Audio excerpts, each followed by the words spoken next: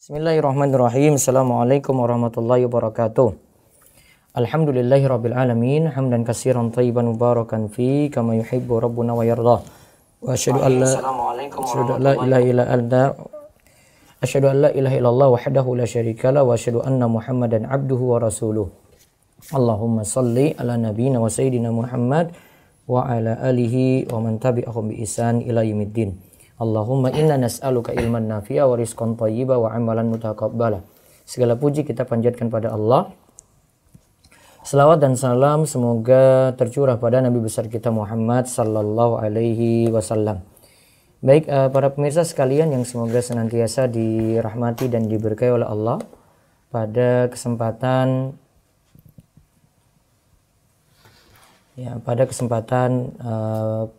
pagi hari ini kita bersyukur pada Allah atas nikmat yang telah Allah anugerahkan pada kita sekalian sehingga kita bisa melanjutkan lagi sekolah fikih muamalat ini dengan bertujuan untuk gali ilmu. Semoga kita terhindar dari yang haram dan terus dikaruniakan dengan yang halal.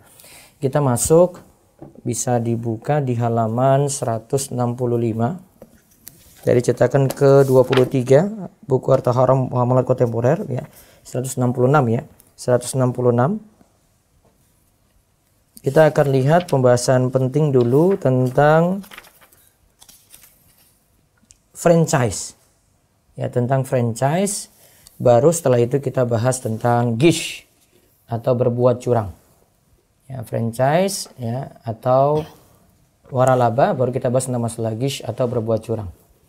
Baik, dan perlu diingatkan kalau kemarin kita sudah mengirimkan buku-buku sebagai hadiah bagi yang mengikuti sekolah fikih muamalat ini sampai 10 pertemuan dan mendapatkan nilai 100. Alhamdulillah, mudah-mudahan sudah pada nyampe ya untuk hadiah buku pembuka pintu rizki.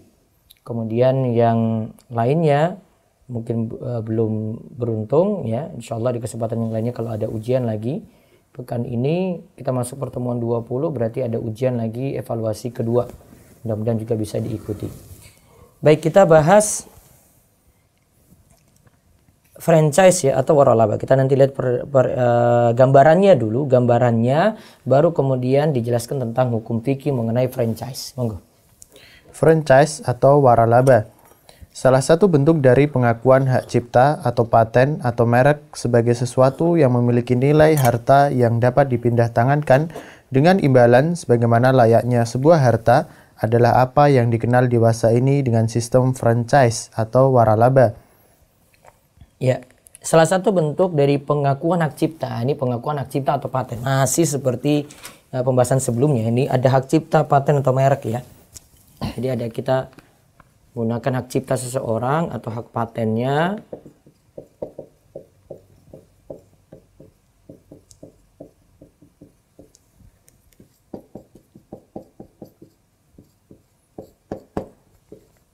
dengan istilah franchise di sini. Ini masih kaitannya dengan sebelumnya ya. Ya, terus. Asosiasi franchise Inggris mendefinisikannya dengan suatu akad antara franchiser atau pemilik hak paten atau merek dan franchise pembeli hak paten atau merek sesuai dengan ketentuan-ketentuan berikut. Nah, jadi ada pemilik hak paten, ada pembeli hak paten. Dalam istilah franchise itu ada pemilik hak paten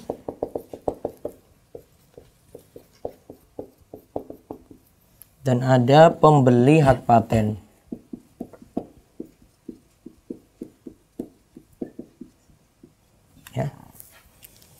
Ada pemilik hak paten, ada pembelinya ya. Jadi ini dibeli. Harus saya bantu nyatat.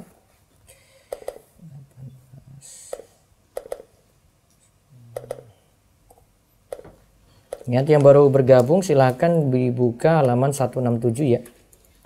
167 nanti kita bahas sampai 175 ya. Jadi franchise itu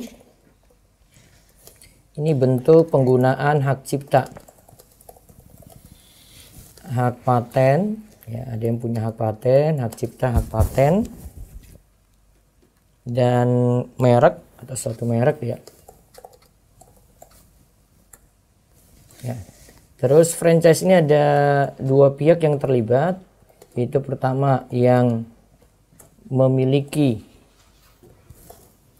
hak paten. Yang kedua yang membeli hak paten tadi. Ya, terus. A. Pihak franchise dibolehkan oleh franchisor untuk melakukan hal-hal tertentu dalam kurun waktu tertentu dengan menggunakan merek dagang atau branding franchisor. Nah, jadi franchisor tadi itu yang memiliki hak paten itu mengizinkan kepada franchise untuk menggunakan hak paten tadi. Ya.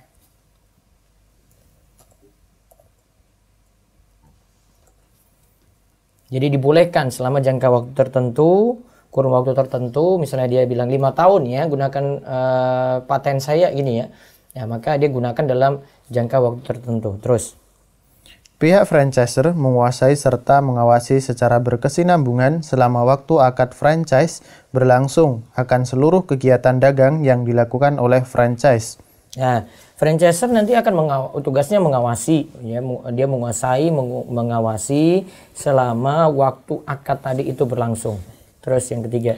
Pihak franchisor berkewajiban membekali pihak franchise dengan segala sesuatu yang berkaitan dengan kegiatan dagang dan membantunya dalam hal tersebut, khususnya kegiatan yang menjadi objek lisensi franchise, seperti melatih para pegawai franchise, mensuplai barang-barang yang dibutuhkan, dan manajemennya. Nah, pihak franchisor nanti akan berkewajiban membekali, nanti dia akan membekali dari yang menggunakan hak paten tadi, segala sesuatu yang berkaitan dengan kegiatan dagang. Misalnya ini suatu produk yang diambil, ya mungkin cara membuatnya nanti akan dilatih itu sampai mirip dengan yang punya paten ini. Jadi sudah ada prosedurnya, sudah ada SOP-nya, nanti akan diajarkan. Terus yang keempat. Pihak franchise berkewajiban selama waktu tertentu membayar kepada pihak franchisor imbalan atau jasa di atas. Biasanya imbalan ditetapkan berdasarkan persentase omset penjualan dengan besaran maksimal 15%. Ini di luar pembayaran barang dan material yang dibeli oleh pihak franchise dari pihak franchisor. Nah, biasanya ini aturannya, ini pada poin keempat yang penting nih. Imbalan praktek. Ya, imbalan untuk franchise ini adalah 15%, maksimal itu biasanya 15% dari omset penjualan.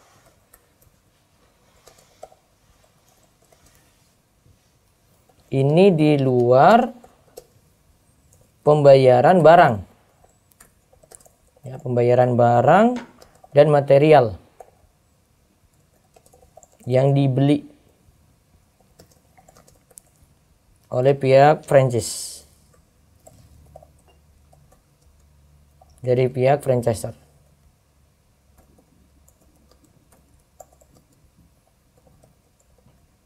Oke. Terus sekarang kita lihat tinjauan fikihnya. Jadi nanti dapat biasanya imbalan ditetapkan berdasarkan persentase ya, imbalan ya dari franchise itu berkewajiban selama waktu tertentu itu membayar, nanti dia bayar. Ya, jadi pembeli hak paten ini akan bayar maksimal tadi 15% dari omset.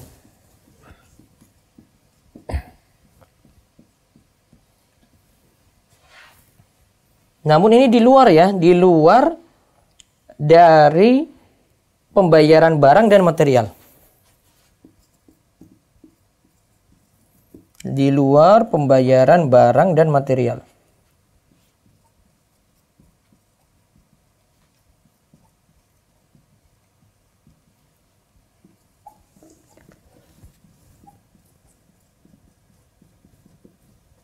Oke. Di luar pembayaran barang dan material.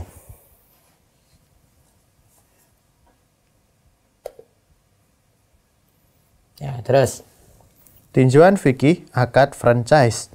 Wallahu alam, akad franchise adalah akad kontemporer yang belum dibahas oleh para ulama terdahulu. Nah, ingat ya, ini akad franchise ini belum pernah dibahas oleh ulama terdahulu. Ya, maka kita harus menggambarkan kalau terjadi seperti ini, kita dapati kasus seperti ini, kita harus gambarkan masalahnya itu lebih detail kita telusuri ada sisi kejanggalan, ada sisi masalah ataukah tidak. Kalau tidak ada sisi masalah berarti kita kembali ke hukum asal ya. Ini sudah kita ajarkan di awal-awal sekolah fikih muamalat ya. Kita kembali kepada hukum asal. Hukum asal jual beli itu boleh. Ya, terus. Maka untuk memberikan hukumnya perlu dilihat hakikat dari akad ini. Sesungguhnya dalam akad franchise terdapat beberapa akad dan persyaratan. Jadi akad ini merupakan gabungan beberapa akad dan persyaratan. Jadi akad franchise adalah akad kontemporer yang belum dibahas oleh para ulama terdahulu. Maka untuk memberikan hukumnya, nah perlu dilihat hakikatnya dulu. Jadi jangan lihat dari sisi namanya saja, ya. Tapi kita telusuri, ya, rincian atau detail dari transaksi tersebut. Jadi akad ini merupakan gabungan beberapa akad dan persyaratan, kata Ustaz Irwandi. Kita lihat, yaitu akad ijarah atau akad sewa dalam bentuk menyewa jasa pihak franchiser sebagai pemilik hak paten, dan akad bai atau jual beli di mana pihak franchiser menjual bahan baku kepada pihak franchise dengan persyaratan-persyaratan tertentu, yaitu objek akad franchise telah ditetapkan. Pihak franchise mesti membeli jumlah tetap bahan baku dari pihak franchiser secara berkala. Pihak franchise tidak boleh menjual produk selain produk pihak franchiser. Pihak franchise hanya dibenarkan menjual produk di area tertentu, dan pihak franchise tidak boleh menjual produk pihak franchiser melebihi harga yang telah ditetapkan oleh pihak franchiser. Nah, lihat ya. Jadi di situ kesimpulannya tergabung dua akad, yaitu ada akad ijarah sewa karena patennya itu disewa. Kan bukan dibeli ya, tapi disewa, ijarah. Kemudian ada akad jual beli karena ada situ jual beli bahan bakunya. Terus ada juga persyaratan-persyaratan tertentu yang ditetapkan. Ada jumlah tetap bahan baku dibeli. Pihak franchise juga tidak boleh menjual produk lain ya. Ada syaratnya ya. Dia beli ini tapi syaratnya nggak boleh jual produk lain di situ ya. Hanya menjual produk juga, si franchise tadi itu hanya jual produk di daerah tertentu. Tidak boleh menjual produk pihak franchiser melebihi harga yang telah ditetapkan. Jadi ketentuan akad jual belinya ini ada. Jadi ada akad jual beli namun dengan syarat-syarat. Ya, dengan syarat-syarat. Seperti tadi ya. Syaratnya membeli bahan baku, jumlah tetap, terus sampai tidak boleh menjual produk lain selain dari franchiser ya. Kemudian juga di sini area untuk membuka usaha juga sudah ditentukan. Ya, misalnya di sini sudah ada yang toko yang sama ya. Tidak mungkin nanti dibuat lagi ya toko di radius area misalnya 1 kilo begitu. Dia bilang nanti setelah 10 kilo baru kamu bisa ada usaha lagi di situ. Jadi ada ketentuan area tertentu. Ya, ini ketentuan dari franchiser yang punya franchise tadi, yang punya hak paten tadi. Nah, terus karena akad franchise ini gabungan dari beberapa akad dan persyaratan, maka perlu diteliti hukum syar'i setiap akad yang menjadi unsur dari akad ini. Nah, kita lihat sekarang satu persatu dari akad franchise. Terus. 1. Akad ijarah atau akad sewa dalam bentuk menyewa jasa pihak franchiser sebagai pemilik hak paten. Akad ini dibolehkan oleh syariat sebagaimana yang telah dijelaskan sebelumnya tentang hukum menjual hak cipta dan hak paten. Nah, akad ini dibolehkan untuk ijarah tadi. Sekarang masalah hukumnya ya. Ijarah itu boleh. Menyewa hak paten tadi itu boleh. Sebagaimana menjualnya itu dibolehkan. Ya, sebagaimana menjual hak cipta atau hak paten itu dibolehkan. Kita sudah bahas sebelumnya ya di pembahasan hak cipta sebelumnya ya. Jadi hak cipta itu dibolehkan. Kemarin ada contoh-contoh sampai para ulama juga praktekkan. Ada Ibnu Hajar al-Asqalani, ada Abu Nuaim al-Asfahani. Itu mereka jual hak patennya, bukan jual bukunya dengan biaya kertasnya, bukan. Namun jual hak patennya itu. Jual hak ciptanya. Terus.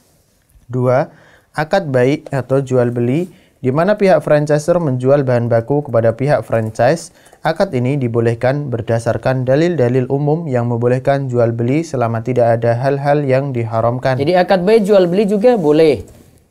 Selama, ingat ya, selama tidak ada hal-hal yang diharamkan. Nah, para pemirsa sekalian perlu pahami, berarti kalau ada di situ yang bermasalah seperti objek yang dijual itu bermasalah. Misalnya franchise ini dia franchise toko, tapi toko ini ada di situ disyaratkan jual rokok, jual miras misalnya ya. Jual rokok, jual miras, tentu saja tidak boleh dia penuhi yang ini. Dia cuma bilang saja, saya nggak mau ambil rokok sama miras ini, ya, yang lainnya saya mau jual. Kalau tidak disetujui ya sudah, saya tidak akan ambil hak paten ini. Ya. Dia harus buat persyaratan seperti itu. Karena kalau ada objek yang bermasalah dan dipaksa untuk jual itu, tentu saja tidak dibolehkan. Ya, terus yang ketiga, persyaratan-persyaratan tertentu yaitu pihak franchise mesti membeli jumlah tetap bahan baku dari pihak franchisor secara berkala. Berdasarkan kaidah umum dalam muamalat bahwa pada dasarnya setiap persyaratan itu dibolehkan selagi tidak bertentangan dengan syariat. Juga ada manfaat bagi franchisor dalam hal ini guna melariskan produknya dan penguasaan pasar untuk produknya. Nah, tadi kan ada membeli bahan baku dengan jumlah tetap ya. Asalnya persyaratan itu boleh. Ya. Persyaratan kalau dalam jual beli itu boleh selagi tidak bertentangan dengan syariat. Selagi tidak bertentangan dengan syariat. Ini sering kita bahas kalau masalah jual beli itu ada syarat-syarat tambahan ya. Misalnya saya datang ke toko, terus saya bawa galon, saya ingin beli airnya di situ. Namun saya beri syarat, tolong nanti beli kan, tapi dia beri syarat, tolong nanti galonnya diantar ke rumah ya. Ya, nah, ini syarat tambahan. Asalnya kan cuma beli air tadi, ganti isi ulang galon tadi kan. Suruh ngantar rumah ya, nanti ngantar rumah ya, saya pergi dulu, nanti ngantar ke rumah, saya taruh depan rumah gitu. Nah, itu syarat tambahan. Syarat tambahan ini selama tidak bertentangan dengan syariat, dengan aturan syariat, maka tidaklah masalah. Terus 4.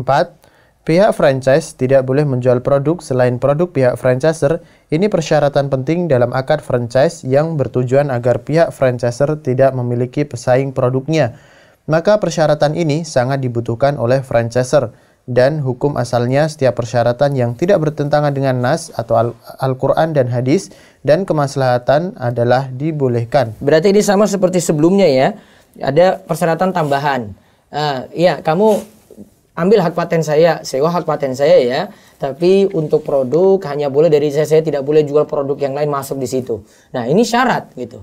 Kalau dia memasukkan produk lain minta izin sama yang punya hak paten tadi, dibolehkan ataukah tidak ya, karena kita lagi menyewa hak orang lain di situ. Jadi boleh. Terus 5. Pihak franchise hanya dibenarkan menjual produk di area tertentu. Hal ini bertujuan agar franchisor dapat melakukan franchise dengan pihak lain di area yang lain. Nah, tadi ya radiusnya saya 10 kilo, ini nggak boleh ada toko yang sama ya. Nah, biar area ini dikuasai satu toko, nanti yang lainnya lagi di area yang lainnya gitu. Sudah ada jarak tertentu yang ditetapkan. Di samping agar franchise di area ini dapat memaksimalkan pemasaran produk karena dia memiliki kompetitor dengan produk yang sama di area di dekatnya. Ya. Persyaratan yang menguntungkan kedua belah pihak yang bertransaksi pada dasarnya tidak dilarang syariat dan dibolehkan. Persyaratan yang menguntungkan kedua belah pihak tadi mensyaratkan tempat. Ini kamu hanya boleh jualan di sini, jangan di situ ya. Itu sudah dekat dengan toko yang lain. Nah, persyaratan ini tadi sama ya, persyaratan tambahan. Nah, itu dibolehkan. Terus pihak franchise tidak boleh menjual produk pihak franchisor melebihi harga yang telah ditetapkan oleh pihak franchisor. Persyaratan ini sangat penting bagi franchisor untuk menjamin pelayanan yang memuaskan para konsumennya yang berakibat juga kepada naiknya minat para konsumen baru. Persyaratan ini sekalipun bertentangan dengan konsekuensi dari sebuah akad, yaitu berpindahnya kepemilikan kepada pembeli, dan ia berhak dengan barang tersebut untuk menjualnya di atas harga yang ditetapkan penjual, akan tetapi pihak franchisor masih dibenarkan menetapkan persyaratan ini karena franchise melakukan aktivitas niaganya dengan menggunakan nama dan merek dagang. Nah, karena kan gunakan merek dagang franchisor kan, maka manut dengan aturannya. Kecuali kalau kita punya merek tertentu, paten tertentu, kita punya sendiri ya, hak cipta sendiri. Nah, terserah kita. Namun ini kan kita pakai milik orang gitu. Jadi sudah ada batasan di situ. Al-muslimuna ala syurutihim. Muslim itu memenuhi janji, persyaratan yang dia setujui gitu. Jadi nggak boleh melanggar janji atau persyaratan ini. Jadi tadi ada menjual di area tertentu juga syarat ini dibolehkan. Juga tidak boleh menjual, ya, menjual produk melebihi harga. Asalnya persyaratan itu boleh, ya, selagi tidak bertentangan dengan syariat. Ya. Dia diperhatikan seperti itu. Terus, maka atas dasar bahwa setiap persyaratan yang bermanfaat hukumnya dibolehkan. ya. Melihat kepada setiap akad dan persyaratan yang terdapat dalam yang merupakan komponen dari akad franchise dibolehkan, maka hukum gabungan seluruh akad dan persyaratan tersebut dalam satu akad yang dinamakan dengan franchise juga dibolehkan, kecuali bila terdapat hal-hal yang diharamkan. Nah, ini kecuali bila terdapat hal-hal yang diharamkan. Ya, terus. Seperti pihak franchiser mewajibkan agar franchise menjual khamr, rokok, CD yang berisi musik, maka hukumnya diharamkan karena barang-barang ini hukumnya adalah haram. Nah, sekarang berarti dari sisi hukum, ya, sisi hukum untuk masalah franchise ini, dari sisi hukum kita tinjau dari 3 saja. Ringkasnya itu dari 3 tinjauan, ya.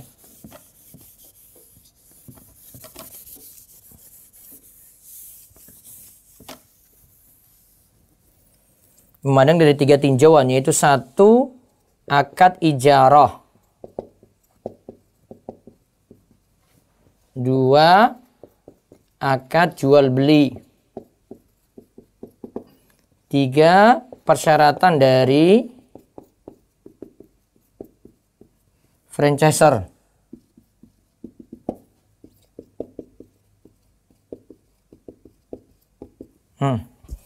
Akad ijarahnya boleh karena sewa hak paten. Terus akad jual belinya, ya, beli barangnya, bahan bakunya boleh. Kemudian ada persyaratan, misalnya bahan bakunya dibeli dengan jumlah tetap. Terus tidak boleh menjual produk lain, areanya juga sudah ditentukan, sampai pada harga yang dijual itu sudah ada ketetapan. Nah, ini juga dibolehkan. Maka berdasarkan ini asalnya franchise itu boleh. Ya, hukum boleh. Selama tidak temukan masalah, ya. Seperti tadi jual barang yang diharamkan. Dari sisi objek yang dijual itu disyaratkan. Dari franchiser bilang, kamu boleh ambil hak paten saya, tapi ingat rokok tetap dijual, miras tetap dijual, CD musik tetap dijual, dan seterusnya. Nah, itu baru tidak dibolehkan.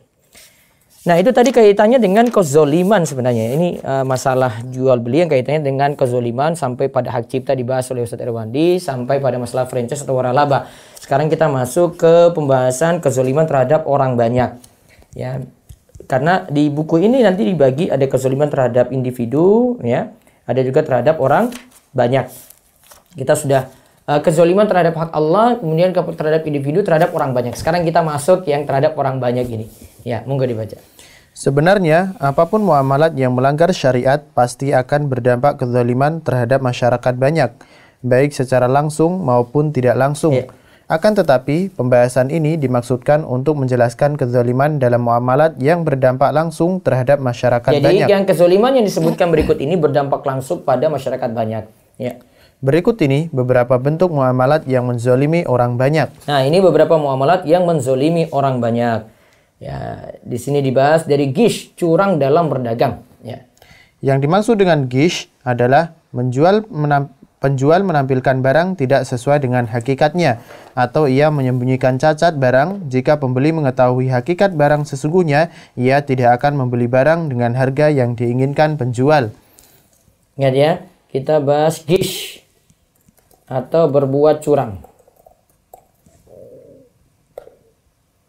Ya, gish atau berbuat curang. Perlu dipahami dulu.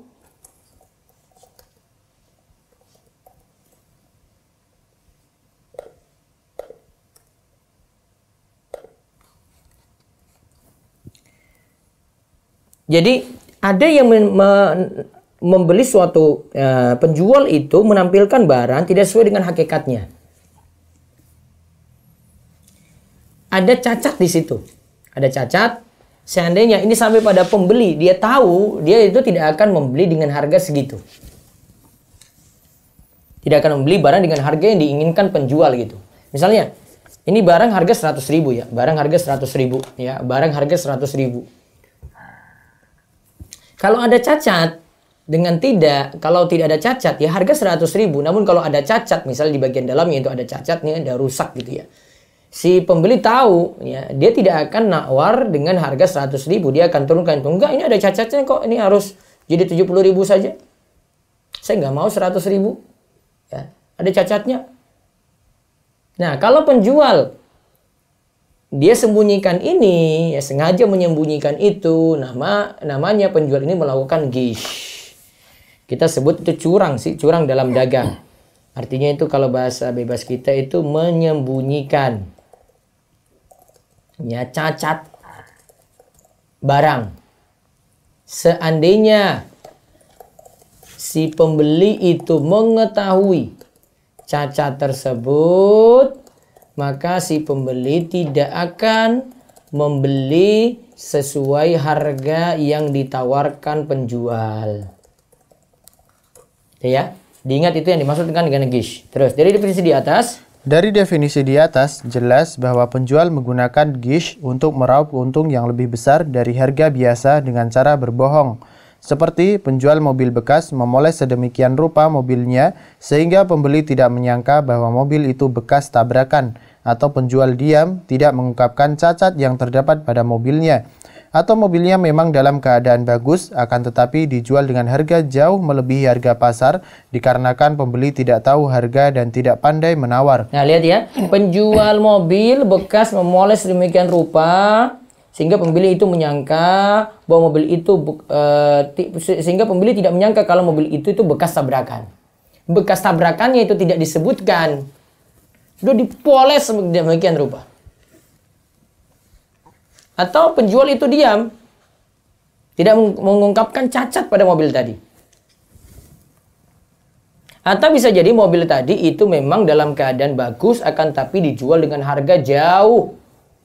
Memang bagus, tapi dijual dengan harga jauh lebih tinggi, si pembeli tidak tahu harga standar. Ya, pembeli itu tidak tahu harga. Harusnya cuma 100 juta saja mobil ini, ya, di pasaran 100 juta, dijual jadi 200 juta misalnya. Karena pembeli ya tidak tahu harga ini. Nah, dan bentuk lain dari gish. Dan bentuk lain dari gish adalah mengurangi timbangan dan takaran dengan tujuan ia mendapat keuntungan dari selisih barang yang ditimbang dengan benar. Nah, itu bentuk-bentuknya ya. Bisa yang tadi itu bisa jadi menyembunyikan ya cacat bekas tabrakan, atau menjual barang dengan harga sangat tinggi dan pembeli tidak mengetahui harga standar. Apalagi si pembeli itu ya, si pembeli juga tidak pandai menawar. Bisa jadi juga bentuknya di sini mengurangi timbangan ya dan takaran. Mengurangi timbangan dan takaran dengan tujuan ia mendapat keuntungan dari selisih barang yang ditimbang dengan benar. Nah, terus sekarang yang berikutnya. Pedagang muslim wajib jujur, tidak boleh curang. Sekarang ingat, pedagang muslim itu wajib jujur, tidak boleh berbuat gish, tidak boleh berbuat curang. Ingat, ini sifat pedagang muslim ya. Pedagang muslim itu wajib jujur, tidak boleh curang. Ya, terus. Seorang pedagang muslim dapat meraih derajat yang tinggi bersama para nabi di akhirat kelak dan mendapat keberkahan hidup di dunia dalam hartanya. Ia dapat meraihnya melalui profesinya sebagai pedagang. Hal itu dicapainya dengan bersikap jujur, tidak menaikkan harga terlalu tinggi, dan tidak menyembunyikan cacat barang yang ia ketahui kepada calon pembeli. Ya, terus. Rasulullah Shallallahu Alaihi Wasallam bersabda, "At-tajiru as-saduq, al-aminu ma'an nabiyina was-siddiqina wasyuhada." Para pedagang yang jujur lagi dapat dipercaya akan bersama para nabi, siddiqin, dan orang-orang yang mati syahid. Ya, terus. Rasulullah Shallallahu Alaihi Wasallam juga bersabda, Nah, Rasulullah SAW juga bersabda, fa in sadaqa wa bayyana burika lahuma fi bai'ihima wa in kadzaba wa katama muhiqat barakatu bai'ihima. jika penjual dan pembeli jujur serta menjelaskan cacat barang, niscaya akad jual beli mereka diberkahi. Tetapi jika keduanya berdusta serta menyembunyikan cacat barang, niscaya dihapus keberkahan dari akad jual beli mereka. Hadis riwayat Bukhari dan Muslim. Nah, itu. Kalau tidak jujur, berkah akan hilang. Terus. Dan sebaliknya, pedagang yang penipu, curang dan tidak jujur akan berada dalam kehancuran di dunia dan akhirat. Selain tidak dapat berkah, bisa dapat kehancuran di dunia dan di akhirat. Di dunia? Di dunia, Allah telah tunjukkan azabnya kepada penduduk kota Madian, umat Nabi Syuaib kota Madian ya, umat Nabi Syuaib ya. Yang dikenal curang dan menipu dalam jual beli, mengurangi timbangan dan takaran. Allah katakan wa ila madyana akhahum syuaiba qala ya qaumi ibudullaha ma lakum min ilahin ghairuh qad ja'atkum bayyinatun min rabbikum fa'awful kaila wal mizana wa la tabqasun nasa asya'ahum wa la tufsidu fil ardi ba'da islahiha dzalikum khairul lakum in kuntum mu'minin. Dan kami telah mengutus kepada penduduk Madian saudara mereka Syuaib. Ia berkata, "Hai kaumku, sembahlah Allah. Sekali-kali tidak ada Tuhan bagimu selainnya. Sesungguhnya telah datang kepadamu bukti yang nyata dari Tuhanmu. Maka sempurnakanlah takaran dan timbangan, dan janganlah kamu kurangkan bagi manusia barang-barang takaran dan timbangannya. Dan janganlah kamu membuat kerusakan di muka bumi sesudah Allah memperbaikinya. Yang demikian itu lebih baik bagimu jika betul-betul kamu orang-orang yang beriman." Al-A'raf ayat 85. Nah, di sini sebutkan maka sempurnakanlah takaran dan timbangan fa'awful kaila wal mizana ya, karena mereka berbuat curang dalam takaran dan timbangan.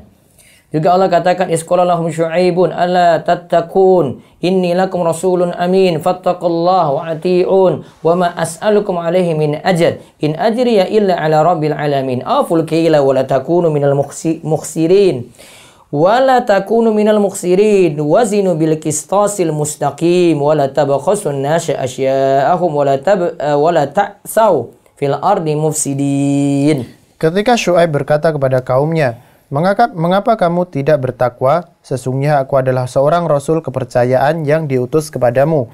Maka bertakwalah kepada Allah dan taatlah kepadaku. Dan aku sekali-kali tidak minta upah kepadamu atas ajakan itu. Upahku tidak lain hanyalah dari Tuhan semesta alam. Sempurnakanlah takaran dan janganlah kamu termasuk orang-orang yang merugikan, dan timbanglah dengan timbangan yang benar, dan janganlah kamu merugikan manusia pada hak-haknya, dan janganlah kamu merajalela di muka bumi dengan membuat kerusakan. Asy-Syu'ara ayat 177 sampai 183. Nah, terus akibat kesyirikan. Akibat kesyirikan yang mereka lakukan dan kecurangan mereka dalam berdagang, maka Allah timpakan kepada mereka berbagai macam azab. Coba lihat akibat kesyirikan, terus kecurangan mereka dalam berdagang, Allah timpakan kepada mereka itu azab. Jadi syirik, sudah berbuat syirik, terus mereka berbuat curang juga dalam dagang. Terus. Azab bermula dari hawa panas, karena Allah menghentikan angin bertiup selama 7 hari. Saat itu air tidak berguna, begitu juga naungan dan berdiam di rumah. Nah, diberikan hawa panas. Memang berarti angin itu nikmat ya, karena kalau angin itu hilang ya hawanya jadi panas seperti ini. Terus. Karena sudah tidak tahan lagi, mereka meninggalkan rumah menuju padang pasir. Tidak tahan lagi, mereka meninggalkan rumah menuju padang pasir. Lalu. Di tengah padang pasir, mereka saksikan awan gelap. Lalu mereka berkumpul dan bernaung di bawahnya bersama-sama. Ketika semua telah berkumpul di bawah awan, maka Allah lempari mereka dengan bunga api dan meteor. Kemudian Allah guncangkan bumi tempat mereka berpijak. Dalam waktu yang sama, suara keras menggelegar memekakan telinga mereka. Dengan berbagai azab tersebut, mereka pun meregang nyawa. Di akhirat, orang-orang yang curang dalam berdagang akan mendapati siksa yang pedih dan dimasukkan Allah ke dalam salah satu lembah di neraka jahanam. Itu dalam firman Allah Al-Mutaffifin ayat 1 sampai 3, wailul lil mutaffifin alladzina idza ktalu 'alan nasi yastawfun wa idza kaluhum aw wazanuhum yukhsirun. Wail bagi orang-orang yang curang, yaitu orang-orang yang apabila menerima takaran dari orang lain, mereka minta dipenuhi, dan apabila mereka menakar atau menimbang untuk orang lain, mereka mengurangi. Al-Mutaffifin ayat 1-3. Terus Qurtubi berkata, kata wail dalam ayat di atas dapat berarti azab yang pedih di akhirat, dan Ibnu Abbas berkata, wail berarti salah satu lembah di neraka jahanam yang dialiri nanah para penghuni neraka. Ya, terus oleh karena itu, sebagian ahli fikih menempatkan gish, penipuan, curang, dan tidak menjelaskan aib barang dalam deretan dosa besar dengan alasan termasuk memakan harta orang lain dengan cara yang batil. Terus, oleh karena besarnya dosa yang mengancam pedagang yang tidak jujur, para ahli fikih mengatakan wajib hukumnya menjelaskan hakikat barang tanpa menutup-nutupi cacat kepada calon pembeli. Ya. Karena Nabi SAW katakan, al-muslimu akhul muslim wa la yahilu li muslimin ba'a min akhihi bay'an fihi aibun illa bayyanahu. Seorang muslim adalah saudara bagi muslim lainnya, maka tidak halal ia menjual suatu barang yang terdapat cacat kepada saudaranya, melainkan ia jelaskan cacatnya. Hadis riwayat Ibnu Majah. Terus dalam hadis di atas, Nabi Shallallahu Alaihi Wasallam juga menjelaskan bahwa menjelaskan aib barang merupakan konsekuensi dari ukhuwah Islamiyah, persaudaraan seagama Islam. Maka sangat layak bagi Nabi Shallallahu Alaihi Wasallam untuk tidak memasukkan para pedagang yang berbuat curang ke dalam kelompok saudara se-Islam. Terus dari Abu Hurairah radhiyallahu anhu, kita lihat hadisnya. An Abi Hurairah anna Rasulullah sallallahu alaihi wasallam marra ala subrati ta'amin fa adkhala yadahu fiha fanalat asabi'uhu balalan faqala ma hadha ya sahibat ta'am qala asabathu sama ya Rasulullah qala afala ja'altahu fawqa ta'ami kay yarahu an-nasu man ghasya falaysa minni. Diriwayatkan dari Abu Hurairah radhiyallahu anhu bahwa Nabi sallallahu alaihi wasallam melewati seenggok tepung gandum yang dijual. Lalu beliau memasukkan tangannya ke dalam onggoan tersebut, ternyata bagian dalamnya basah. Jadi ada tumpukan gandum, di bagian dalamnya itu basah. Ya, terus. Beliau bertanya, apa ini hai penjual tepung? Ia menjawab, terkena hujan wahai Rasulullah. Lalu beliau bersabda, mengapa engkau tidak meletakkannya di bagian atas, sehingga orang dapat melihatnya? Sesungguhnya orang yang menipu tidak termasuk golonganku. Hadis riwayat Muslim. Terus. Oleh sebab itu, maka seorang pedagang muslim yang baik tidak akan melakukan penipuan dalam perniagaannya, dan bila terlanjur melakukannya, ia segera bertaubat membersihkan hartanya. Ya, terus Abu Sa'id Al-Khadimi, ulama mazhab Hanafi, wafat 1156 Hijriah, meriwayatkan bahwa Imam Abu Hanifah mengirim 70 helai kain melalui Al-Bishr untuk dijual di Mesir, dan beliau menulis surat kepadanya bahwa kain yang telah diberi tanda terdapat cacat, serta memintanya untuk menjelaskan cacat tersebut kepada calon pembeli. Jadi ada pedagang nih ya, ini jual kain, terus ada cacat, dia beri tanda. Nanti tanda ini menunjukkan cacat, jadi tolong dijelaskan pada si pembeli. Nah, ini Imam Abu Hanifah nih ya, mengirim 70 helai kain, dan yang cacat beliau itu beri tanda. Terus. Setelah kembali ke Irak, Al-Bishr menyerahkan uang hasil penjualan kepada Abu Hanifah sebanyak 3.000 keping uang dinar, kurang lebih 12,75 kg emas, dengan asumsi 1 dinar sama dengan 4,25 gram.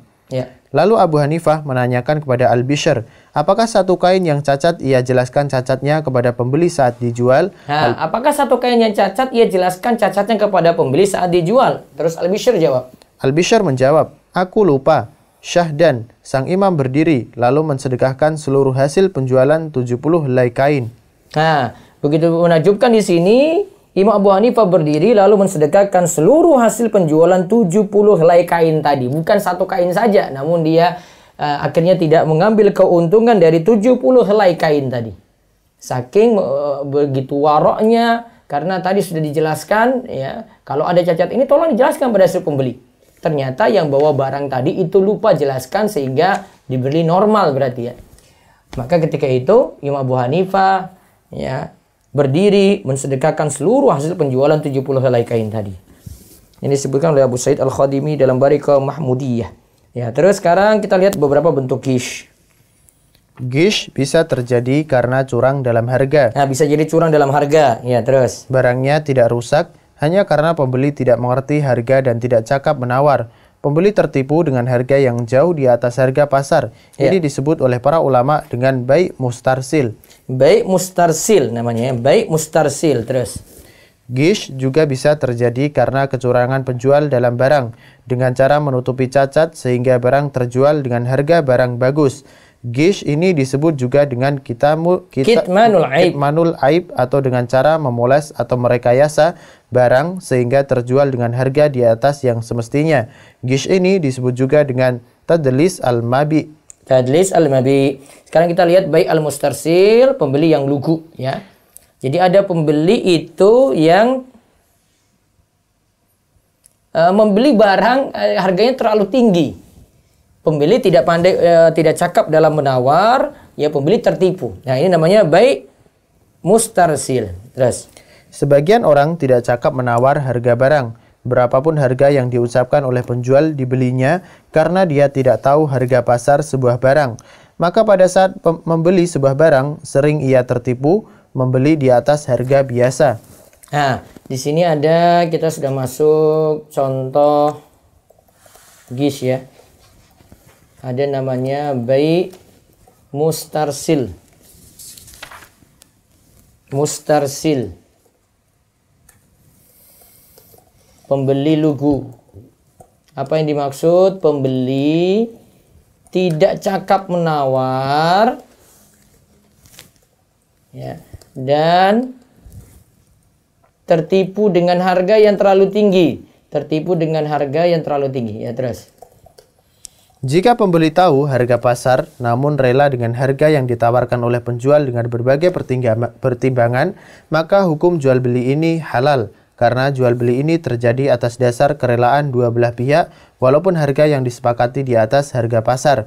Mengingat Islam tidak membatasi persentase keuntungan yang boleh diambil oleh penjual. Nah, kalau si pembeli itu akhirnya sudahlah, ya memang harganya mahal segini, ya nggak masalah. Dan penjual kan boleh mengambil keuntungan sebesar-besarnya, itu boleh-boleh saja selama tidak ada pembatasan, ya. Kayak tadi di franchise kan dibatasi harga. Kalau ini kalau tidak dibatasi ya tidak masalah di situ. Terus, Islam membolehkan seorang penjual mengambil laba sekalipun mencapai 100% dari modal. Ya, Islam membolehkan penjual mengambil laba meskipun 100% dari modal, meskipun 100% dari modal atau bahkan lebih, dengan syarat tidak ada gish. Ya, terus. Seperti dalam kasus Urwah al-Bariki radhiyallahu anhu, bahwa Rasulullah shallallahu alaihi wasallam memberikan uang 1 dinar kepada Urwah agar ia membelikan seekor kambing untuk Nabi shallallahu alaihi wasallam. Maka Urwah mendatangi para pedagang yang membawa kambing untuk dijual di pasar. Ia menawarnya dan mendapatkan 2 ekor kambing dengan uang 1 dinar. Dalam perjalanan menuju Rasulullah, ada seorang yang menawar seekor kambing seharga 1 dinar, maka ia pun menjualnya. Lalu ia memberikan kepada Nabi Shallallahu Alaihi Wasallam 1 dinar plus seekor kambing. Nah, lihat, Urwah al-Bariki itu jual bawa 1 dinar, terus dia beli kambing, ternyata dapat 2. Akhirnya 1 kambing itu dijual lagi, dia dapat 1 dinar. Dia bawa di hadapan Nabi 1 kambing plus 1 dinar. Ya, jadi dapat untung dari membawa 1 dinar dari Nabi, mendapatkan 2 ekor kambing. Lalu ia mendapatkan lagi dari situ, ya, 1 kambing. Ya, maaf, dia dapatkan dari situ 1 dinar dari 1 kambing yang terjual. Ya, sehingga Urwah membawa ke hadapan Nabi 1 kambing plus 1 dinar. Ya, ini menunjukkan bahwasanya keuntungan itu tidak dibatasi. Terus, maka Nabi Shallallahu Alaihi Wasallam mendoakannya agar diberkahi dalam setiap jual belinya, sehingga bila berdagang ia selalu untung, sekalipun yang dijual adalah segenggam tanah. Sekalipun yang dijual itu segenggam tanah. Ya, terus.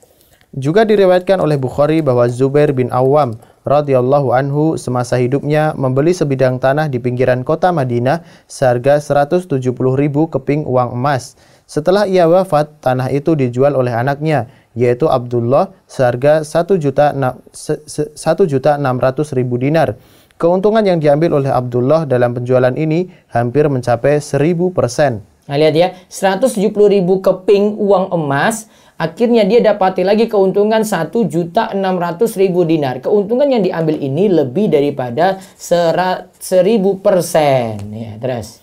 Memang keuntungan yang lebih rendah, lebih afdol, dan lebih berkah bagi pedagang. Ya, terus. Syurai meriwayatkan bahwa Ali bin Abi Thalib radhiyallahu anhu pada saat menjadi khalifah melakukan pemeriksaan di pasar kota Kufah sambil membawa tongkat. Ia berkata, "Wahai para pedagang, beli dan jualah dengan cara yang benar, niscaya kalian akan selamat. Jangan tolak keuntungan yang sedikit. Jika kalian tolak, khawatir kalian tidak mendapatkan keuntungan yang besar." Nah, ini yang terakhir, kita lihat fatwa dari Al-Majma' Al-Fiqh Al-Islami. Hal ini ditegaskan oleh Majma' Al-Fiqh Al-Islami, Divisi Fikih Oki dalam Muktamar kelima di Kuwait nomor 46 dalam kurung 8/5 tahun 1988 yang berbunyi, pertama, pada dasarnya kaidah-kaidah agama tidak mengikat para pedagang dalam kewenangan jual beli harta mereka selagi sesuai dengan ketentuan-ketentuan umum dalam syariat, sesuai dengan firman Allah, Ya ayyuhalladzina amanu la ta'kulu amwalakum bainakum bil batili illa an takuna tijaratan an taradin minkum. Hai orang-orang yang beriman, janganlah kamu saling memakan harta sesamamu dengan jalan yang batil, kecuali dengan jalan perniagaan yang berlaku dengan suka sama suka di antara kamu. An-Nisa ayat 29.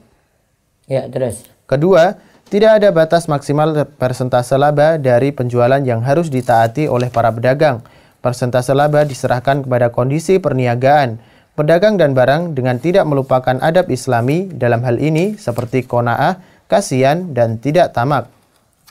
Ya, terus. Ketiga, sangat banyak dalil-dalil yang mewajibkan sebuah transaksi terbebas dari ghish, penipuan, rekayasa barang, rekayasa harga, dan rekayasa laba, serta terbebas dari menimbun barang yang menyebabkan kezaliman terhadap kepentingan umum maupun khusus. Ya, terus. Jika seorang membeli sebuah barang di atas harga pasar, Nah, pembeli membeli barang di atas harga pasar karena tidak cakap dalam tawar-menawar, kalau ia tahu harga pasar barang tersebut, tentu ia tidak akan rela. Maka dalam kasus ini, pembeli ini dianggap tertipu. Nah, kalau pembeli tidak ridho di situ berarti dia tertipu. Terus. Ia berhak memilih untuk melanjutkan akad jual beli atau mengembalikan barang dan meminta kembali uangnya dengan syarat ia tertipu dengan persentase yang besar. Seperti membeli sepatu seharga 250.000, padahal harga pasar sepatu itu hanya 170.000 rupiah. Hak untuk memilih antara membatalkan dengan meneruskan akad ini dinamakan khiyar gobat. Nah, khiyar gobat ini akan kita bahas besok. Jadi kesimpulannya dari pembahasan terakhir, kalau ada pembeli yang lugu, tergantung di sini ya. Penjual kan boleh saja menetapkan keuntungan ya semau dia begitu. Dan ini tidak ada masalah, sampai kita sebutkan beberapa riwayat di sini ada yang mencapai keuntungan 1000% pun tidak masalah. Yang jelas kalau pembeli itu tidak ridho, ya, kalau pembeli tidak ridho dan merasa tertipu, artinya dia tidak tuntut berarti ya. Dia tidak ridho dan merasa tertipu, berarti pembeli di sini kalau tidak ridho dia nuntut. Maka ketika itu ya jual belinya bermasalah. Namun kalau pembeli ya sudah, ya saya tahu di sini memang harganya mahal. Atau misalnya dia berada di bandara atau berada di tempat tertentu yang barang-barang ya sudah tahu di situ harga mahal. Beli minum saja bisa berlipat-lipat ya. Dia tahu harga itu mahal, dia ridho kayak gitu, dia nggak termasa tertipu. Maka seperti itu sah. Wallahu a'lam bishawab. Ya, demikian yang kita bahas pagi ini. Silahkan kami buka sesi tanya jawab. Bisa nanti juga menelepon di 0812 281 85131 atau kirim ke WA-nya, nanti akan dibacakan. Sekarang kami buka terlebih dahulu lewat Zoom. Monggo. Baik Ustadz, pertanyaan pertama silahkan dari Ibu Aski Maulia. Buka mic-nya. Ibu Aski. Kalau belum siap, lanjut ke Bu Saidah.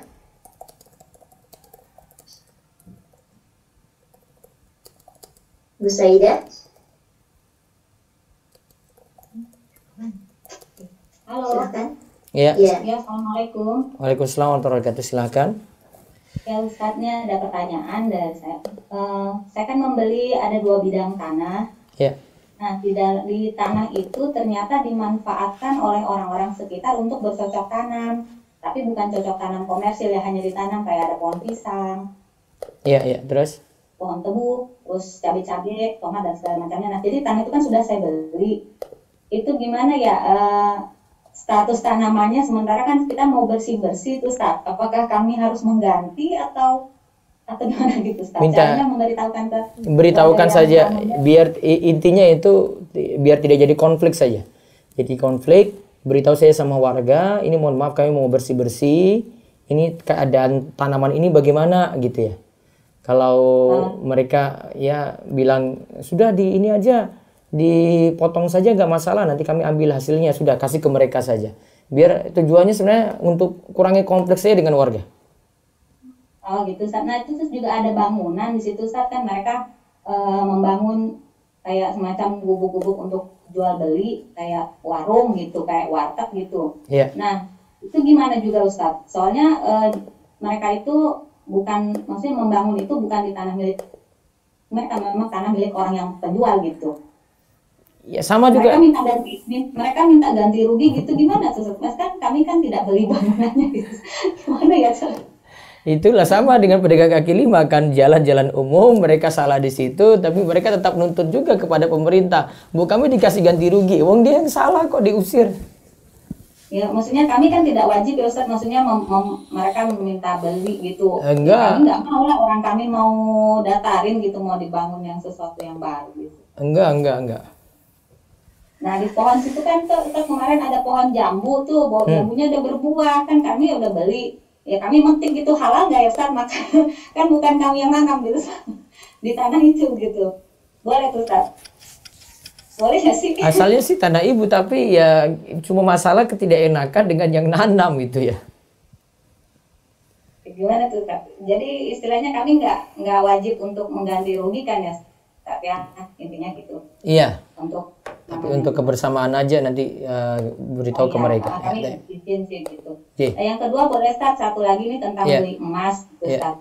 Jadi teman saya tuh ada beli emas karena dia memang belum tahu tentang emas-emas ini. Dia beli di toko emas, per gramnya itu dikatakanlah misalnya 1.050.000 per gram.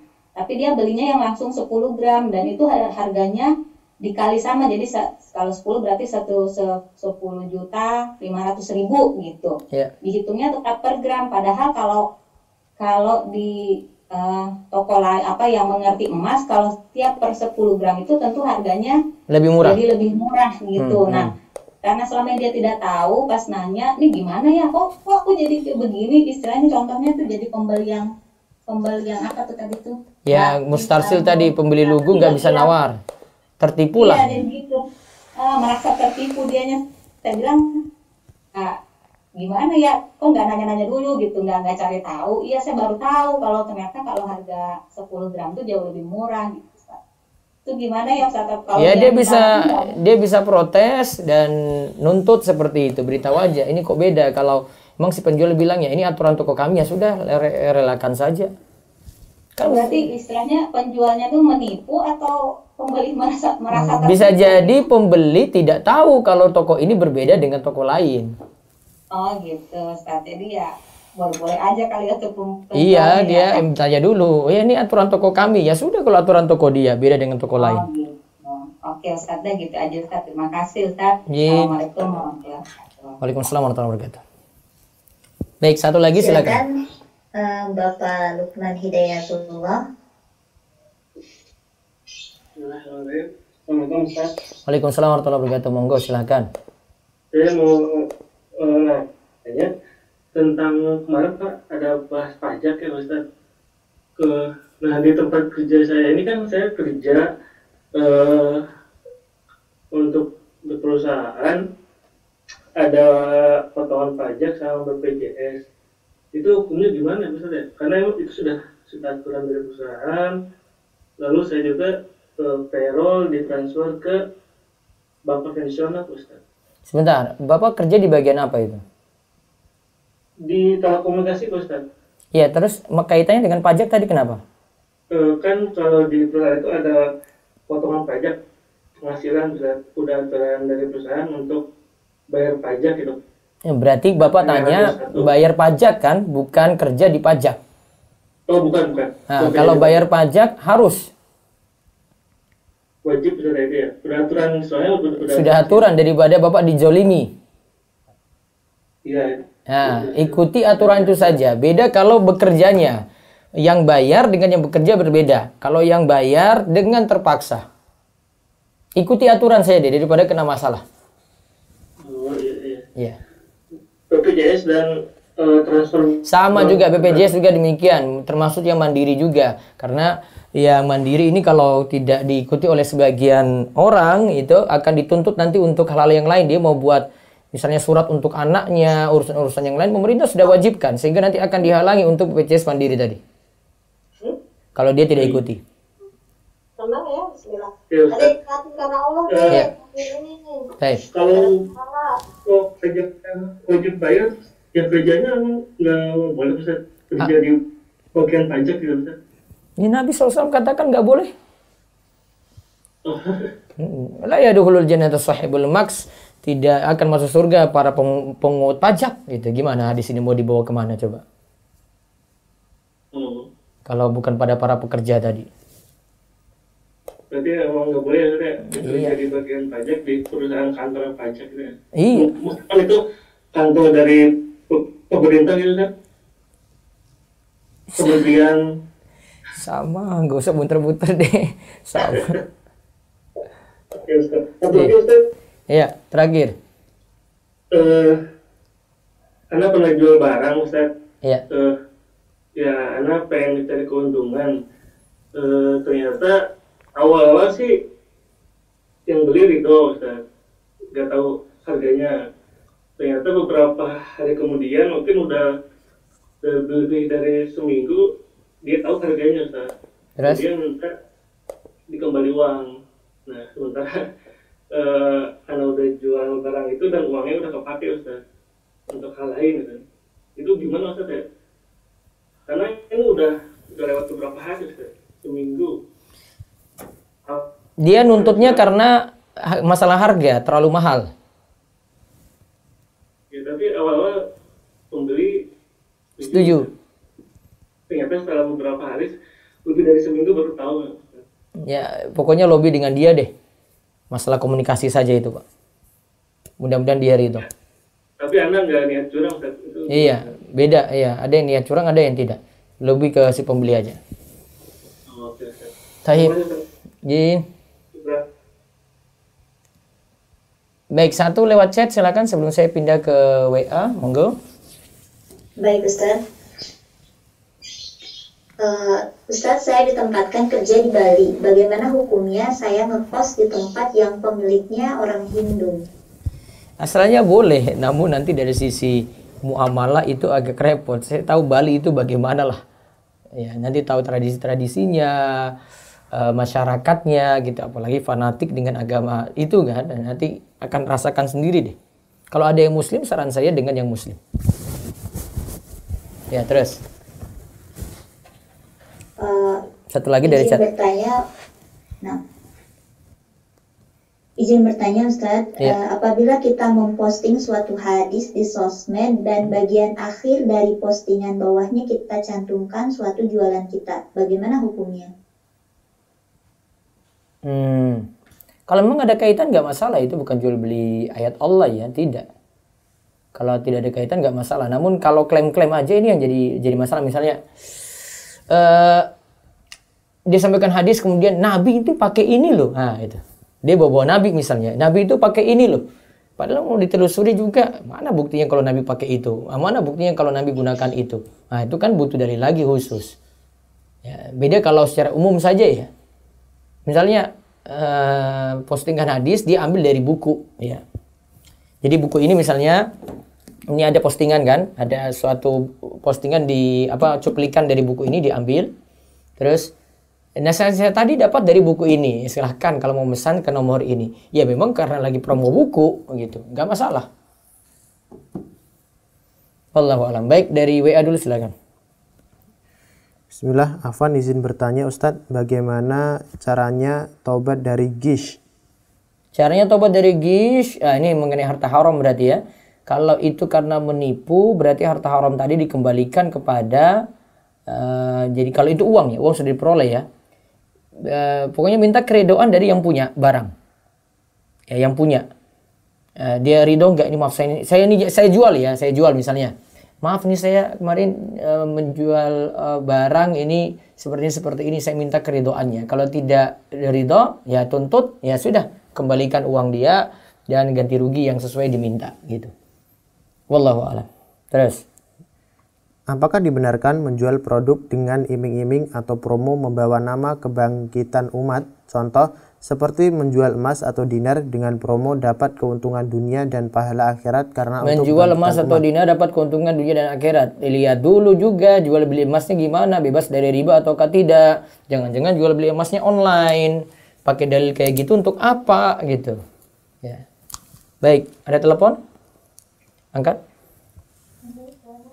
Iya, waalaikumsalam warahmatullahi wabarakatuh.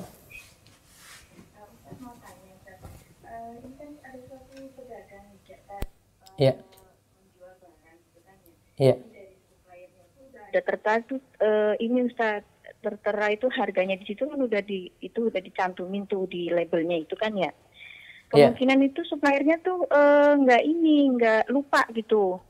Copot itu labelnya karena kan udah ada perjanjian nanti dari harga di anak segini nanti pihak resellernya itu kan mau jual berapa kan terserah, udah ada perjanjian seperti itu Ustaz.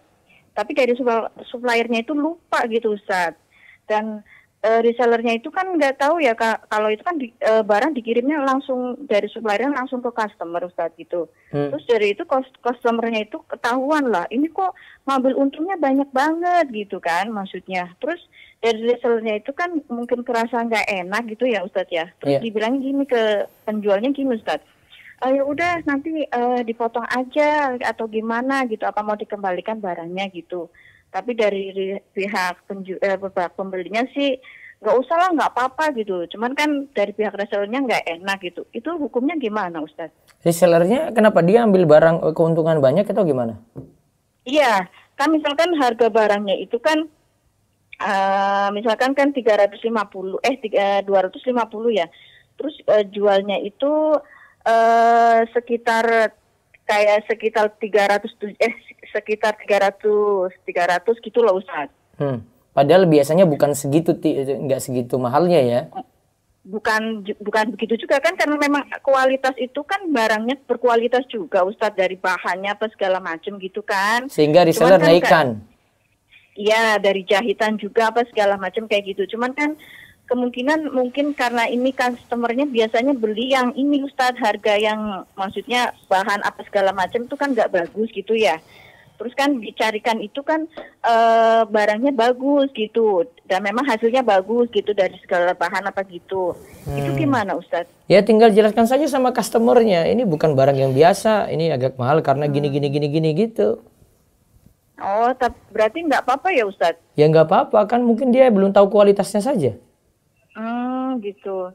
Cuman kan agak ini Ustadz, agak kayak komplain gitu. Tapi ya kan wajar lah, semua pada komplain Bu, kalau mau apa-apa pada komplain. Iya gitu ya. Iya. Berarti nggak apa-apa ya Ustadz ini apa-apa. Yang penting kasih tahu ini iya. Maaf kualitasnya berbeda dengan yang lain, dengan yang sebelumnya. Ini memang agak mahal. Mungkin ketika dia membeli barang kurang dijelaskan ini kali ya, kurang dijelaskan gitu. Nah tinggal dijelaskan saja gitu. Mudah-mudahan dia ridho. Oh iya Ustaz. Ya cuman ini Ustaz kan udah bilang, ini nggak apa-apa ya ridho ya, nggak ada masalah ya. Nggak apa-apa gitu. Cuman ya kan sudah berarti. Dari awalnya cuman kan kadang kata-kata, ini kok ngambil untungnya banyak amat gitu loh maksudnya Ustaz. Jadi reselnya itu nggak enak gitu Ustaz. Nggak masalah, nanti bisa. Nggak masalah ya. Iya. Oh baik Ustaz. Syukran jazakumullah khairan Ustaz. Waalaikumsalam. Assalamualaikum. Selamat warahmatullahi. Baik. Ada lagi dari WA, silakan. Ustadz, di luar tema, apakah di Rumah Iso pernah bedah buku tentang sholat, pakai buku sholat, rujukan siapa penulisnya Ustadz? Ada, saya 2 video di Rumah Iso TV, nanti bisa cari, ada sifat sholat Nabi, kalau ini ya, ada berapa pertemuan itu. Ada 20 video sifat sholat Nabi. Cari di Rumah Iso TV, nanti itu sifat sholat Nabi dari Syekh Al-Albani, lengkap itu. Saya bahas ketika Ramadan. Pas hari-hari terakhir, di sini ada yang itikaf, terus saya bahas ini. Bisa cek ya, itu lengkap dari awal sampai akhir itu, sifat sholat Nabi Syekh Muhammad Nasiruddin Al-Albani. Mungkin nanti dalam waktu dekat saya bahas buku saya sendiri. Jadi versi saya dan pilihan pendapat dari saya, bukunya ringkas, cuma buku saku, 25 langkah bisa sholat.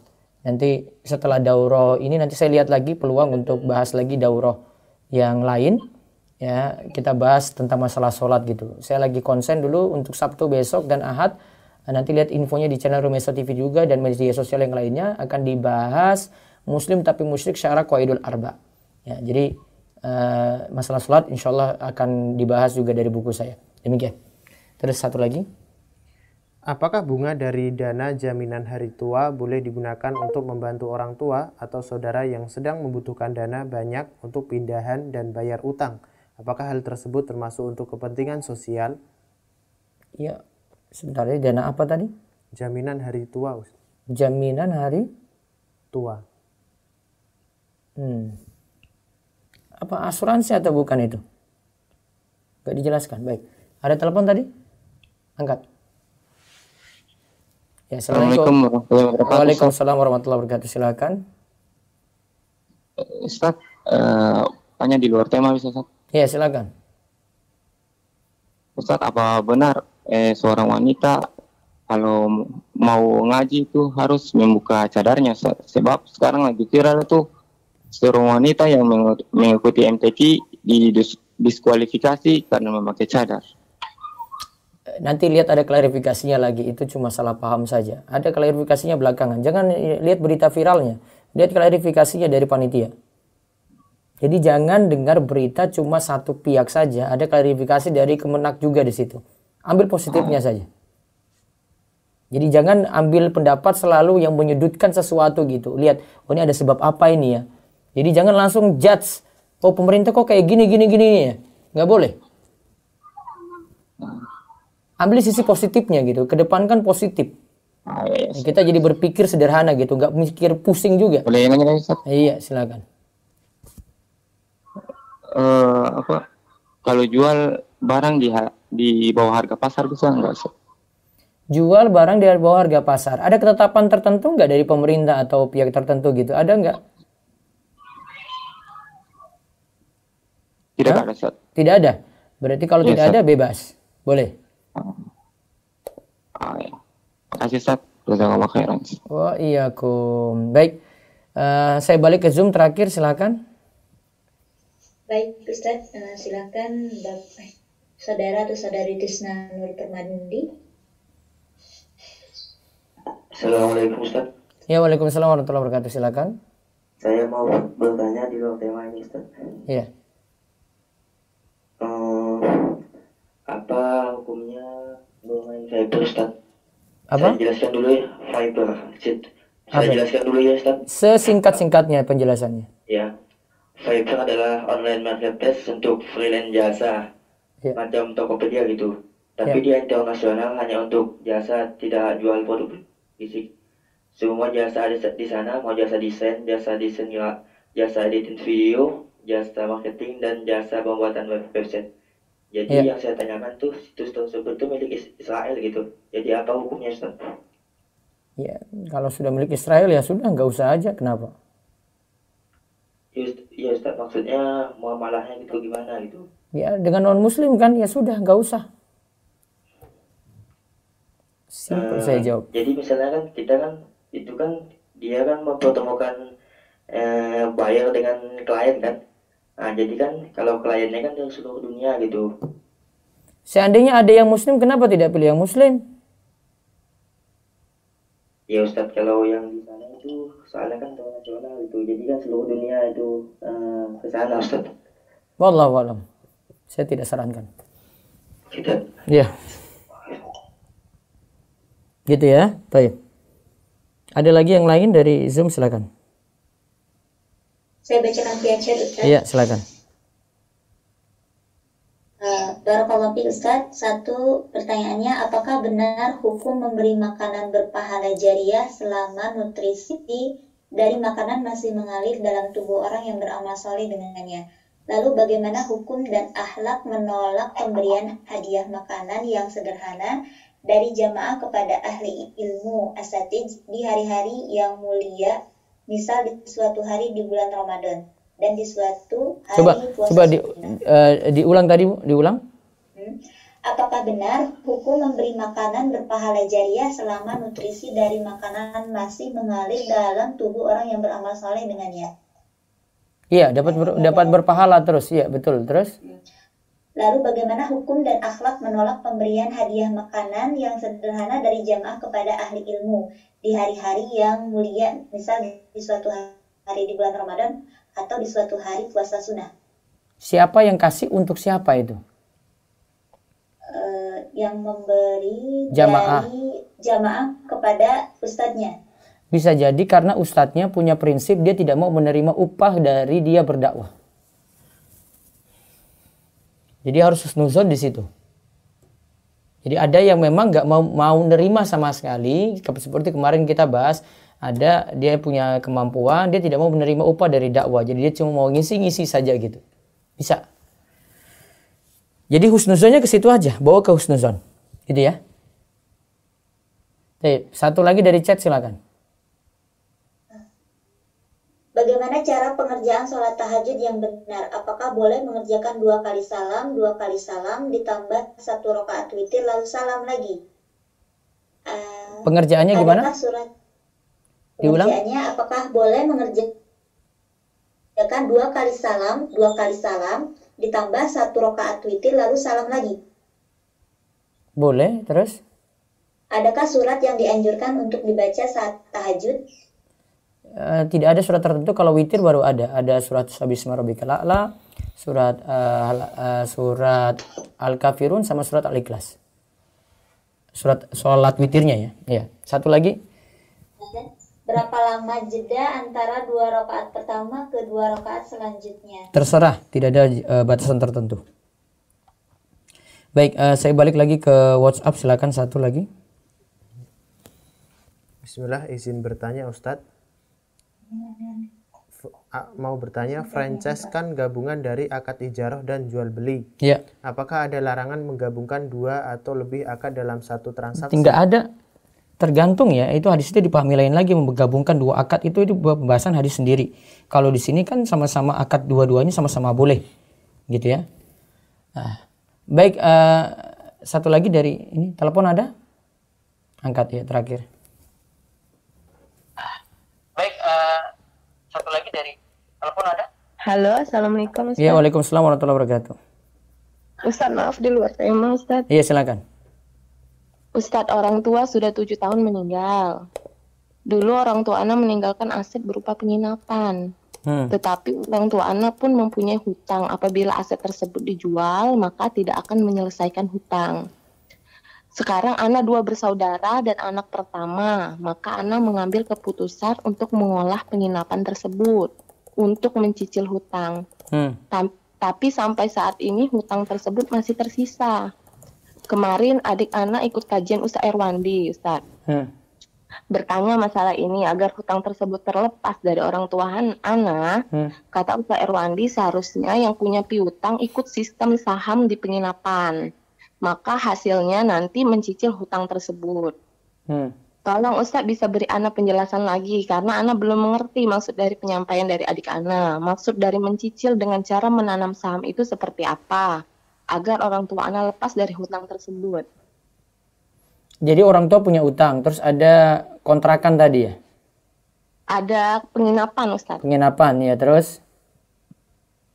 Nah ini kalau misalkan dijual penginapannya, hutangnya itu tidak, ini lebih besar hutang daripada penginapan. Jadi Ana ini ngambil keputusan untuk mengolah penginapan tersebut. Ya, terus? Dan mencicil hutangnya. Nah, saran dari Ustaz Erwandi, katanya biar orang tua Ana terlepas dari hutang tersebut, maka orang tua Ana maka Ana harus menyuruh orang-orang yang orang-orang yang punya piutang untuk menanam saham di penginapan tersebut. Saham di perusahaan itu tadi ya? Iya, untuk mencicil hutang tersebut. Tapi kayak mana caranya Ustadz itu? Tanam di situ, terus kan keuntungan langsung mereka ambil gitu untuk mereka. Ya, keuntungan maksudnya hasil dari penginapan itu untuk mencicil tanpa ini kan Ustadz, tanpa harus memberikan misalkan hutang 20 juta gitu Ustadz ya. Nah, mencicilnya itu Anda tidak melebihi hutang dari 20 juta kan Ustadz, maksudnya kalau menanam saham kan ada keuntungan. Nah, itu kalau misalkan hutang 20 juta apakah mencicilnya sejumlah 20 juta itulah Ustadz? Kayaknya bukan mereka ini. Jadi mereka merasa memiliki ini juga penginapan tadi. Jadi setiap ada keuntungan jadi langsung ke mereka gitu. Jadi aset berupa penginapan tadi sudah jadi milik mereka. Oh gitu Ustadz. Iya. Artinya Ana tidak boleh memakai untuk pribadi Ana dari hasil penginapan Ustadz ya? Bisa jadi ibu ada bagian juga di situ. Oh boleh Ustadz ya? Mereka juga ada bagian. Nanti kalau ada keuntungan dari penginapan ini langsung sudah nyicil utang mereka. Oh kayak gitu Ustaz. Tapi harus ada omongan nggak ke orang-orang yang berhutang Ustaz? Karena banyak gitu Ustaz orang-orangnya kan. Tentu seperti itu. Oh gitu Ustaz ya. Nah Ustaz satu lagi Ustaz. Kan anak kan tadi kemarin itu dapat usul dari Ustaz Erwandi juga kan, nanti kalau selesai hutang kan warisnya kan nanti dibagi Ustaz. Sesuai dengan syariah Islam kan, sesuai dengan aturan Islam maksudnya Ustaz. Iya. Nah, jadi Ana sebagai pengolah yang selama ini membayarkan hutang, Ustaz Erwandi menyarankan untuk mengambil gaji dari penginapan ini Ustaz. Karena kan nanti kan akan dibagi sesuai dengan aturan Islam gitu Ustaz ya. Halo Ustaz? Iya. Sebentar, saya lagi mikir nih Bu. Ya, coba diulang pelan-pelan, diulang.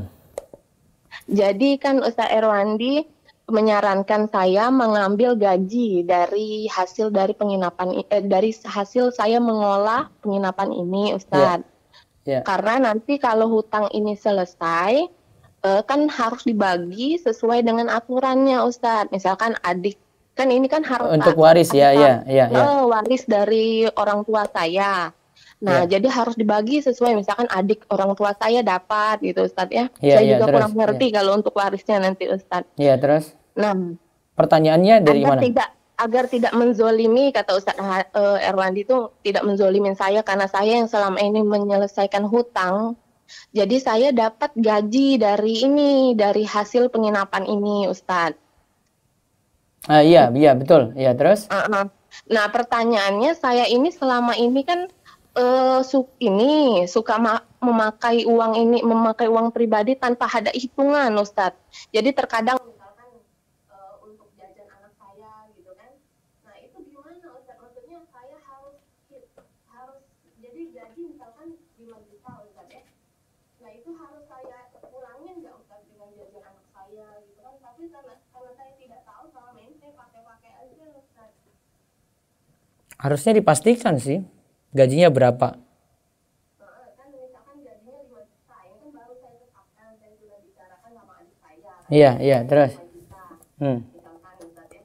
Nah, selama ini sudah 7 tahun saya suka terkadang memakai untuk jajan anak saya gitu Ustaz. Bisa dihitung nggak? Bisa dihitung atau tidak? Tidak bisa Ustaz, karena udah. Ya, berarti keridoan dengan saudara-saudara aja kalau gitu. Keridoan dengan saudara-saudara rapatkan lagi. Iya.